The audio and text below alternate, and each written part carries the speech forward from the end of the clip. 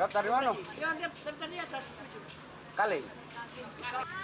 Di pasar tradisional Sakas Labung, Kota Muara II, harga sejumlah bahan kebutuhan pokok mulai naik, seperti telur ayam, tepung terigu, minyak sayur, bawang, dan kebutuhan pokok lainnya.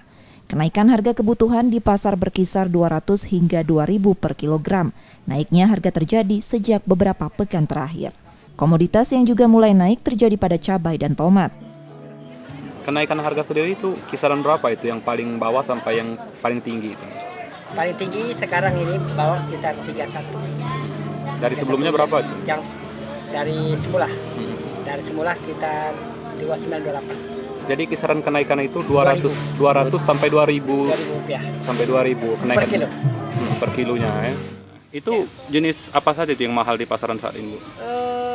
Sembako yang jelas ya. Nah, apa dia tuh beras, terus tuh apa?